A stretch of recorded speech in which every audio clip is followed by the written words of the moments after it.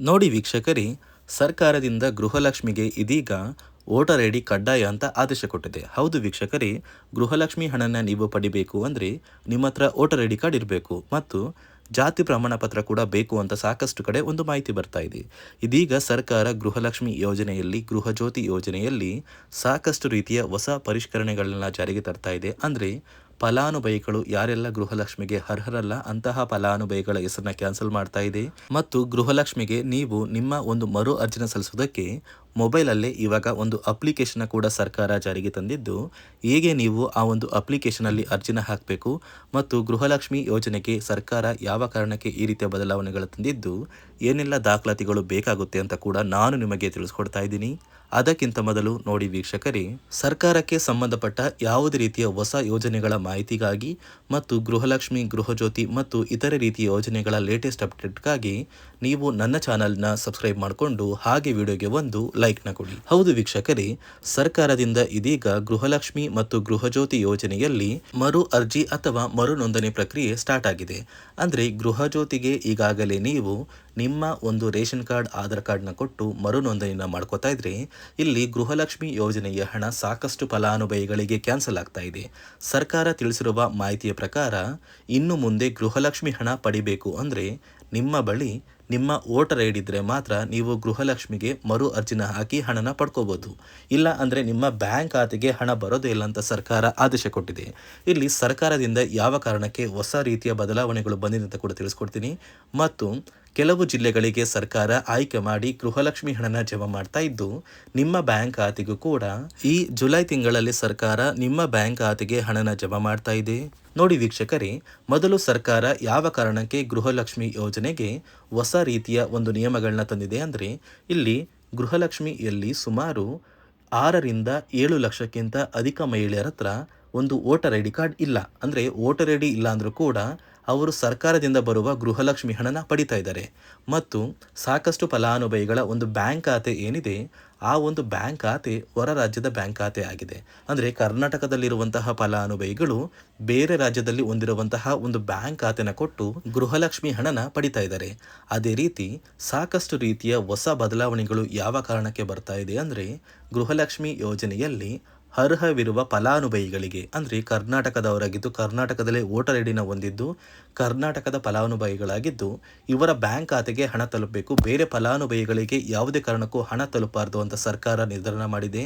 ಇದೇ ಕಾರಣಕ್ಕೆ ಸಾಕಷ್ಟು ಫಲಾನುಭವಿಗಳು ಗೃಹಲಕ್ಷ್ಮಿ ಯೋಜನೆಯ ಒಂದು ಅರ್ಹರ ಪಟ್ಟಿಯಿಂದ ಕ್ಯಾನ್ಸಲ್ ಆಗ್ತಾ ಇದ್ದಾರೆ. ನಿಮ್ಮ ಒಂದು ಮನೆ ಬಾಗಿಲಿಗೆ ಸರ್ಕಾರದಿಂದ ಅಧಿಕಾರಿಗಳು ಬರ್ತಾರೆ. ಸೊ ಸರ್ಕಾರ ಗೃಹಲಕ್ಷ್ಮಿ ಮರು ನೋಂದಣಿಗೆ ಒಂದು ಅಪ್ಲಿಕೇಶನ್ ಕೂಡ ಕೊಟ್ಟಿದ್ದಾರೆ. ಅಂದರೆ ಮೊಬೈಲಲ್ಲೇ ಆ ಒಂದು ಅಧಿಕಾರಿಗಳು ನಿಮ್ಮ ಮನೆ ಬಾಗಿಲಿಗೆ ಬಂದು ನಿಮ್ಮ ದಾಖಲಾತಿಗಳಾದ ರೇಷನ್ ಕಾರ್ಡ್, ಆಧಾರ್ ಕಾರ್ಡ್ ಮತ್ತು ವೋಟರ್ ಐ ಡಿ ಇದೀಗ ಕಡ್ಡಾಯ ಮಾಡಿದೆ.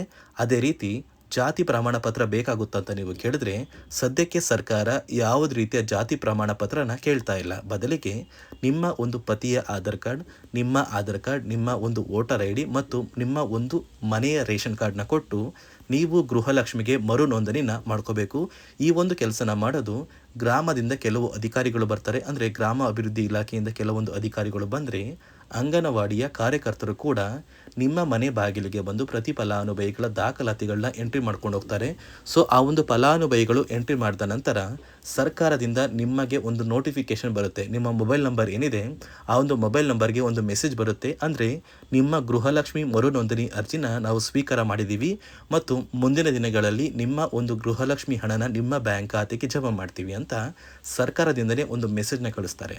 ಆದರೆ ನೀವು ನಿಮ್ಮ ಮೊಬೈಲ್ ನಂಬರ್ನ ಆಕ್ಟಿವ್ ಆಗಿರುವಂತಹ ಮೊಬೈಲ್ ನಂಬರ್ನ ಕೊಡಬೇಕು. ಯಾಕಂದರೆ ನಿಮ್ಮ ಬ್ಯಾಂಕ್ ಖಾತೆಗೆ ಲಿಂಕ್ ಆಗಿರುವಂತಹ ಮೊಬೈಲ್ ನಂಬರ್ ಬೇರೆ ಇರುತ್ತೆ ಮತ್ತು ನೀವು ಹೊಂದಿರುವಂತಹ ಒಂದು ಮೊಬೈಲ್ ನಂಬರ್ ಬೇರೆ ಇರುತ್ತೆ. ಇದೇ ಕಾರಣಕ್ಕೆ ಕರೆಕ್ಟ್ ಆಗಿರುವಂತಹ ಒಂದು ಮೊಬೈಲ್ ನಂಬರ್ನ ಕೊಟ್ಟರೆ ಆದಷ್ಟು ಬೇಗ ನೀವು ಮರು ಅರ್ಜಿನ ಹಾಕಿ ಗೃಹಲಕ್ಷ್ಮಿ ಹಣನ ಪಡ್ಕೋಬೋದು. ಅದೇ ರೀತಿ ನೀವು ಹೊಂದಿರುವ ಬ್ಯಾಂಕ್ ಖಾತೆ ಏನಿದೆ ಆ ಒಂದು ಬ್ಯಾಂಕ್ ಖಾತೆನ ನೀವು ಆ್ಯಕ್ಟಿವ್ ಆಗಿ ಇಟ್ಕೋಬೇಕು. ಅಂದರೆ ಯಾವುದೇ ರೀತಿಯ ಒಂದು ವಹಿವಾಟನ್ನು ನಡೆಸ್ತಾ ಇಲ್ಲ ಅಂದರೆ ನಿಮ್ಮ ಒಂದು ಬ್ಯಾಂಕ್ ಖಾತೆಗೆ ಗೃಹಲಕ್ಷ್ಮಿ ಹಣ ಖಂಡಿತವಾಗಿಯೂ ಬರೋದಿಲ್ಲ. ಅದೇ ರೀತಿ ನೋಡಿ ವೀಕ್ಷಕರೇ, ನಿಮ್ಮ ಮನೆಯ ಕುಟುಂಬರು ಅಂದರೆ ಗೃಹಲಕ್ಷ್ಮಿ ಯೋಜನೆಯ ಒಂದು ಸದಸ್ಯ ಏನಾರನ್ನು ಮರಣ ಹೊಂದಿದ್ದು ಅವರ ಬದಲಾಗಿ ನೀವು ಅಪ್ಲಿಕೇಶನ್ ಹಾಕ್ತೀವಿ ಅಂದರೆ ಅದು ಸಾಧ್ಯವಿಲ್ಲ. ಯಾಕಂದರೆ ನಿಮ್ಮ ಒಂದು ರೇಷನ್ ಕಾರ್ಡಲ್ಲಿ ಮನೆಯ ಯಜಮಾನಿ ಯಾರಿರ್ತಾರೆ ಅವರೇ ಮಾತ್ರ ಗೃಹಲಕ್ಷ್ಮಿ ಯೋಜನೆಗೆ ಅರ್ಹರಾಗಿರ್ತಾರೆ. ಒಂದು ವೇಳೆ ಮನೆಯ ಸದಸ್ಯರು ಯಜಮಾನಿಯಾಗಿದ್ದು ಅವರು ಮರಣ ಹೊಂದಿದ್ರೆ ನೀವು ಗೃಹಲಕ್ಷ್ಮಿ ಯೋಜನೆಗೆ ಅಪ್ಲಿಕೇಶನ್ ಹಾಕೋದಕ್ಕೆ ಆಗೋದಿಲ್ಲ. ಮೊದಲು ನಿಮ್ಮ ಮನೆಯಲ್ಲಿ ಇರುವಂತಹ ಒಂದು ಹೆಣ್ಣು ಮಗಳು ಅಂದರೆ ಮಹಿಳೆ, ನಿಮ್ಮ ಒಂದು ಪತ್ನಿ ಇರ್ಬೋದು ಅಥವಾ ನಿಮ್ಮ ಒಂದು ತಾಯಿ ಇರ್ಬೋದು, ಅವ್ರನ್ನ ಮನೆಯ ಯಜಮಾನಿ ನೀವು ಮಾಡಬೇಕಾಗುತ್ತೆ. ಸೊ ಮನೆಯ ಯಜಮಾನಿ ಮಾಡಿದ ನಂತರ ಮಾತ್ರ ನೀವು ಗೃಹಲಕ್ಷ್ಮಿಯ ಸೌಲಭ್ಯನ ಪಡ್ಕೋಬೋದು. ಒಂದು ವೇಳೆ ನೀವು ಗೃಹಲಕ್ಷ್ಮಿಗೆ ಹೊಸದಾಗಿ ಅರ್ಜಿ ಹಾಕಬೇಕು ಅಂದರೆ ಇದೀಗ ಸರ್ಕಾರ ಅದಕ್ಕೂ ಕೂಡ ಕರ್ನಾಟಕ ಒನ್, ಗ್ರಾಮ ಒನ್ ಅಥವಾ ಬೆಂಗಳೂರು ಒನ್ ಸೇವಾ ಕೇಂದ್ರದಲ್ಲಿ ಅವಕಾಶ ಮಾಡಿಕೊಟ್ಟಿದೆ. ಆದರೆ ಮೊದಲ ಥರ ಇವಾಗ ನೀವು ಅರ್ಜಿನ ಹಾಕೋದಕ್ಕೆ ಆಗೋದಿಲ್ಲ. ಬದಲಿಗೆ ನಿಮ್ಮ ರೇಷನ್ ಕಾರ್ಡ್ನ ತೊಗೊಂಡೋಗ್ಬೇಕು, ನಿಮ್ಮ ಆಧಾರ್ ಕಾರ್ಡ್ನ ತೊಗೊಂಡೋಗ್ಬೇಕು, ನಿಮ್ಮ ಒಂದು ಪತಿಯ ಆಧಾರ್ ಕಾರ್ಡ್ನ ಕೂಡ ತೊಗೊಂಡೋಗ್ಬೇಕಾಗುತ್ತೆ. ನಿಮ್ಮ ವೋಟರ್ ಐ ಡಿ ಕೂಡ ಕಡ್ಡಾಯವಾಗುತ್ತೆ. ನಿಮ್ಮ ವೋಟರ್ ಐ ಡಿ ನಿಮ್ಮ ಹತ್ರ ಇದ್ದರೆ ಮಾತ್ರ ನೀವು ಗೃಹಲಕ್ಷ್ಮಿ ಯೋಜನೆಯ ಒಂದು ಅರ್ಹತೆಯನ್ನು ಪಡ್ಕೋತೀರಾ. ಒಂದು ವೇಳೆ ವೋಟರ್ ಐ ಡಿ ಇಲ್ಲ, ರೇಷನ್ ಕಾರ್ಡ್ ಇದೆ, ಆಧಾರ್ ಕಾರ್ಡ್ ಇದೆ ಅಂದರೆ ಇನ್ನು ಮುಂದೆ ನಿಮ್ಮ ಬ್ಯಾಂಕ್ ಖಾತೆಗೆ ಸರ್ಕಾರ ಗೃಹಲಕ್ಷ್ಮಿ ಹಣನ ಖಂಡಿತವಾಗಿಯೂ ಜಮಾ ಮಾಡೋದಿಲ್ಲ. ಯಾಕಂದರೆ ಪ್ರತಿ ವರ್ಷವೂ ಕೂಡ ಸರ್ಕಾರ ವೋಟರ್ ಐ ಡಿನ ಬಿಡುಗಡೆ ಮಾಡುತ್ತೆ, ಅಂದರೆ ವೋಟರ್ ಲಿಸ್ಟ್ನ ಬಿಡುಗಡೆ ಮಾಡುತ್ತೆ. ಈ ಒಂದು ಲಿಸ್ಟಲ್ಲಿ ಕೆಲವು ಫಲಾನುಭವಿಗಳ ಒಂದು ಹೆಸರನ್ನ ಕ್ಯಾನ್ಸಲ್ ಮಾಡುತ್ತೆ. ಒಂದು ವೇಳೆ ನಿಮ್ಮ ವೋಟರ್ ಐ ಡಿ ಏನಾದರೂ ಕ್ಯಾನ್ಸಲ್ ಆಗಿದ್ದರೆ ನಿಮ್ಮ ಬ್ಯಾಂಕ್ ಖಾತೆಗೆ ಗೃಹಲಕ್ಷ್ಮಿ ಹಣನ ಸರ್ಕಾರ ಕ್ಯಾನ್ಸಲ್ ಮಾಡುತ್ತೆ. ಈ ಕೂಡಲೇ ನೀವು ನಿಮ್ಮ ದಾಖಲಾತಿಗಳು ಎಲ್ಲ ಕೂಡ ಸರಿ ಇದೆ ಅಂತ ತಿಳ್ಕೊಳ್ಳಿ. ಹಾಗಾದರೆ ಮಾತ್ರ ನೀವು ಗೃಹಲಕ್ಷ್ಮಿ ಯೋಜನೆಗೆ ಅರ್ಹರಾಗಿರ್ತೀರಾ. ಸರ್ಕಾರ ಯಾವ ಕಾರಣಕ್ಕೆ ಈ ರೀತಿಯ ಹೊಸ ಬದಲಾವಣೆಗಳನ್ನ ತರ್ತಾ ಇದೆ ಅಂದರೆ ಇಲ್ಲಿಯವರೆಗೂ ಸುಮಾರು 60 ಕೋಟಿಗಿಂತ ಅಧಿಕ ಮೊತ್ತನ ಸರ್ಕಾರ ನಷ್ಟ ಮಾಡಿಕೊಂಡಿದೆ. ಅಂದರೆ ಫಲಾನುಭವಿಗಳು ನಮ್ಮ ಕರ್ನಾಟಕದವರೇ ಅಲ್ಲ, ಅಂತಹ ಫಲಾನುಭವಿಗಳಿಗೂ ಕೂಡ ಸರ್ಕಾರದಿಂದ ಹಣ ಹೋಗಿದೆ ಮತ್ತು ಸಾಕಷ್ಟು ಫಲಾನುಭವಿಗಳು ಮರಣ ಹೊಂದಿದ್ದಾರೆ. ಅಂತಹ ಫಲಾನುಭವಿಗಳಿಗೂ ಕೂಡ ಹಣ ಹೋಗ್ತಾ ಇದೆ ಮತ್ತು ಫಲಾನುಭವಿಗಳು ಹೊಂದಿರುವ ಬ್ಯಾಂಕ್ ಖಾತೆ ಕೂಡ ಆ್ಯಕ್ಟಿವ್ ಇಲ್ಲ. ಅಂತಹ ಫಲಾನುಭವಿಗಳಿಗೂ ಕೂಡ ಹಣ ಹೋಗಿದೆ ಮತ್ತು ಸಾಕಷ್ಟು ಫಲಾನುಭವಿಗಳು ಏನು ಮಾಡಿದ್ದಾರೆ ಅಂದರೆ ಅವರ ಮನೆ ಕುಟುಂಬದ ಯಜಮಾನಿ ಅಂದರೆ ಹೆಡ್ ಆಫ್ ದ ಫ್ಯಾಮಿಲಿ ಇರ್ತಾರಲ್ಲ, ಸೊ ಆ ಒಂದು ಮಹಿಳೆ ಮರಣ ಹೊಂದಿರ್ತಾರೆ. ಸೊ ಏನೋ ಒಂದು ಕಾರಣದಿಂದ ಮರಣ ಹೊಂದಿದ್ದು ಅವರ ಬ್ಯಾಂಕ್ ಖಾತೆಗೆ ಬರುವ ಗೃಹಲಕ್ಷ್ಮಿ ಹಣನ ಒಂದು ATM ಮೂಲಕ ವಿತ್ಡ್ರಾ ಮಾಡಿದ್ದಾರೆ ಮತ್ತು ಫೋನ್ಪೇ ಮೂಲಕ ಟ್ರಾನ್ಸ್ಫರ್ ಮಾಡ್ಕೊಂಡಿದ್ದಾರೆ. ಇದೀಗ ಸರ್ಕಾರ ಈ ರೀತಿಯ ಒಂದು ಹೊಸ ಬದಲಾವಣೆಗಳನ್ನ ಜಾರಿಗೆ ತಂದರೆ ಯಾರಿಗೂ ಕೂಡ ಗೃಹಲಕ್ಷ್ಮಿ ಹಣ ಮೋಸ ಆಗೋದಿಲ್ಲ ಮತ್ತು ಪ್ರತಿ ಫಲಾನುಭವಿಗಳಿಗೆ ಹಣ ಬಂದೇ ಬರುತ್ತೆ ಅಂತ ಆದೇಶ ಕೊಟ್ಟಿದೆ. ನೀವು ಕೇಳ್ಬೋದು ವೀಕ್ಷಕರೇ, 3 ವರ್ಷದಿಂದ ಯಾವುದೇ ಕಾರಣಕ್ಕೂ ನಮಗೆ ಗೃಹಲಕ್ಷ್ಮಿ ಯೋಜನೆ ಹಣ ಮಿಸ್ ಆಗಿಲ್ಲ. ಸೊ ಇದೀಗ ಏನಕ್ಕೆ ಸಡನ್ ಆಗಿ ಈ ಥರ ಬದಲಾವಣೆಗಳು ಬರ್ತಾ ಇದೆ ಅಂದರೆ ಸರ್ಕಾರದಿಂದ ಕೆಲವು ಅಧಿಕಾರಿಗಳು ಒಂದು ಚರ್ಚೆ ನಡೆಸಿದ್ದಾರೆ. ಒಂದು ಸಭೆಯಲ್ಲಿ ಗೃಹಲಕ್ಷ್ಮಿ ಯೋಜನೆಯ ಕುರಿತು ಒಂದು ಸಭೆ ಮಾಡಿದಾಗ ಅಲ್ಲಿ ಗೃಹಲಕ್ಷ್ಮಿ ಯೋಜನೆಯಲ್ಲಿ ಸಾಕಷ್ಟು ರೀತಿಯ ಲೋಪದೋಷಗಳು ಕಂಡು ಬಂದಿದೆ. DBT ಮೂಲಕ ನಿಮ್ಮ ಬ್ಯಾಂಕ್ ಖಾತೆಗೆ ಹಣನ ಹಾಕಬೇಕಾದ್ರೆ ಸಾಕಷ್ಟು ಫಲಾನುಭವಿಗಳಿಗೆ ಹಣ ಹೋಗ್ತಾ ಇದೆ. ಸಾಕಷ್ಟು ಫಲಾನುಭವಿಗಳಿಗೆ ಹಣ ಹೋಗಿದ್ರು ಅವರ ಬ್ಯಾಂಕ್ ಖಾತೆಗೆ ಜಮಾ ಆಗ್ತಾ ಇಲ್ಲ, ಬದಲಿಗೆ ಆ ಒಂದು ಹಣ DBTಯಲ್ಲೇ ಸ್ಟಕ್ ಆಗ್ತಾ ಇದೆ. ಮತ್ತು ಸರ್ಕಾರಕ್ಕೂ ಕೂಡ ಆ ಒಂದು ಹಣ ಬರ್ತಾ ಇಲ್ಲ. ಮತ್ತು ಸರ್ಕಾರ ಹಾಕಿರುವ ಹಣ ಇನ್ನೂ ಕೂಡ ಹಾಗೇ ಇದೆ. ಸಾಕಷ್ಟು ಫಲಾನುಭವಿಗಳು ಆ ಒಂದು ಹಣನ ಯೂಸ್ ಕೂಡ ಮಾಡ್ತಾ ಇಲ್ಲ, ಅಂದರೆ ಅದು ಬ್ಯಾಂಕ್ ಖಾತೆಯಲ್ಲಿ ಹಂಗೇನೆ ಇದೆ. ಇದೇ ಕಾರಣಕ್ಕೆ ಸರ್ಕಾರ ಈ ರೀತಿಯ ಹೊಸ ಬದಲಾವಣೆಗಳನ್ನ ತಂದಿದ್ದು, ಯಾರೆಲ್ಲ ಫಲಾನುಭವಿಗಳು ಸರ್ಕಾರಕ್ಕೆ ತೆರಿಗೆನ ಕಟ್ತಾ ಇದ್ದೀರಾ, ಗೌರ್ನಮೆಂಟ್ ಜಾಬಲ್ಲಿದ್ದೀರಾ ಮತ್ತು ಇನ್ಕಮ್ ಟ್ಯಾಕ್ಸ್ನ ಪೇ ಮಾಡ್ತಾ ಇದ್ದೀರಾ, ಇಂತಹ ಫಲಾನುಭವಿಗಳ ಹೆಸರನ್ನ ಇನ್ನು ಮುಂದೆ ಸರ್ಕಾರ ಗೃಹಲಕ್ಷ್ಮಿ ಯೋಜನೆಯಿಂದ ಕ್ಯಾನ್ಸಲ್ ಮಾಡಿದೆ. ನಿಮ್ಮ ಒಂದು ರೇಷನ್ ಕಾರ್ಡ್ BPL ರೇಷನ್ ಕಾರ್ಡಿಂದ APL ಆಗಿದ್ರು ಕೂಡ ನೀವು ಗೃಹಲಕ್ಷ್ಮಿ ಯೋಜನೆಯನ್ನು ಪಡೆಯೋದಕ್ಕೆ ಅರ್ಹರಾಗಿರ್ತೀರಾ. ಇದೀಗ ಸರ್ಕಾರ ಪ್ರತಿ ಫಲಾನುಭವಿಗಳಿಗೆ ಗೃಹಲಕ್ಷ್ಮಿ ಹಣನ ಜಮಾ ಮಾಡ್ತಾ ಇದ್ದು ನಿಮ್ಮ ಬ್ಯಾಂಕ್ ಖಾತೆಗೂ ಕೂಡ ಆದಷ್ಟು ಬೇಗ ಬರುತ್ತೆ. ನಾಳೆ ಭಾನುವಾರ ಅಂದರೆ ಜುಲೈ 12ರಂದು ಕರ್ನಾಟಕದ ಕೆಲವು ಜಿಲ್ಲೆಗಳನ್ನು ಸರ್ಕಾರ ಆಯ್ಕೆ ಮಾಡಿ ಒಟ್ಟು ಗೃಹಲಕ್ಷ್ಮಿ ಯೋಜನೆಯ 3 ತಿಂಗಳ ಪೆಂಡಿಂಗ್ ಇರುವ 6,000 ಹಣನ ಜಮಾ ಮಾಡ್ತಾ ಇದ್ದು ಈ ಫಲಾನುಭವಿಗಳಿಗೆ ಬರ್ತಾ ಇರುವಂತಹ ಹಣ ಜೂನ್ ತಿಂಗಳವರೆಗೆ ಪೆಂಡಿಂಗ್ ಇರುವ ಹಣ ಬರ್ತಾ ಇದೆ.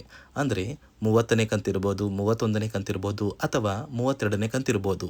ಆ ಒಂದು ಜಿಲ್ಲೆಗಳ ಹೆಸರು ಏನು ಅಂದರೆ ಬೆಂಗಳೂರು ನಗರ, ಬೆಂಗಳೂರು ಗ್ರಾಮಾಂತರ, ರಾಮನಗರ, ಚಿಕ್ಕಬಳ್ಳಾಪುರ, ಚಿತ್ರದುರ್ಗ, ದಾವಣಗೆರೆ, ಕೋಲಾರ, ಶಿವಮೊಗ್ಗ, ತುಮಕೂರು, ಚಾಮರಾಜನಗರ, ಚಿಕ್ಕಮಗಳೂರು, ದಕ್ಷಿಣ ಕನ್ನಡ, ಹಾಸನ, ಕೊಡಗು, ಮಂಡ್ಯ, ಮೈಸೂರು, ಉಡುಪಿ, ಬಾಗಲಕೋಟೆ, ಬೆಳಗಾವಿ, ವಿಜಯಪುರ, ಧಾರವಾಡ, ಗದಗ, ಉತ್ತರ ಕನ್ನಡ, ಬಳ್ಳಾರಿ, ಬೀದರ್, ಕಲಬುರಗಿ, ಕೊಪ್ಪಳ, ರಾಯಚೂರು, ಯಾದಗಿರಿ, ವಿಜಯನಗರ ಹೀಗೆ ಸರ್ಕಾರ 29 ಜಿಲ್ಲೆಗಳಿಗೆ ಗೃಹಲಕ್ಷ್ಮಿ ಯೋಜನೆಯ 6,000 ಹಣನ ಜಮಾ ಮಾಡ್ತಾ ಇದ್ದು ನಿಮ್ಮ ಬ್ಯಾಂಕ್ ಖಾತೆಗೂ ಕೂಡ ನಾಳೆ ಭಾನುವಾರ ಜುಲೈ 12ರಂದು ಕರ್ನಾಟಕದ ಪ್ರತಿ ಫಲಾನುಭವಿಗಳ ಬ್ಯಾಂಕ್ ಖಾತೆಗೆ ಸರ್ಕಾರ ಒಟ್ಟು 3 ತಿಂಗಳ ಗೃಹಲಕ್ಷ್ಮಿ ಯೋಜನೆಯ 6,000 ಹಣನ ಜಮಾ ಮಾಡ್ತಾ ಇದ್ದು, ಆದಷ್ಟು ಬೇಗ ಗೃಹಲಕ್ಷ್ಮಿ ಹಣ ಬರುತ್ತೆ ಮತ್ತು ಗೃಹಲಕ್ಷ್ಮಿಗೆ ಮರು ಅರ್ಜಿನ ನೀವು ಆದಷ್ಟು ಬೇಗ ಹಾಕಿ ಅಂತ ಹೇಳ್ತಾ, ಇದಿಷ್ಟು ಸರ್ಕಾರದಿಂದ ಬಂದಿರುವ ಮಾಹಿತಿಯಾಗಿದೆ. ನಾನು ಕೊಟ್ಟಿರುವ ಮಾಹಿತಿ ನಿಮಗೆ ಇಷ್ಟ ಆಗಿದ್ದಲ್ಲಿ ನನ್ನ ಚಾನಲ್ನ ಸಬ್ಸ್ಕ್ರೈಬ್ ಮಾಡಿಕೊಂಡು ಹಾಗೆ ವಿಡಿಯೋಗೆ ಒಂದು ಲೈಕ್ನ ಕೊಡಿ.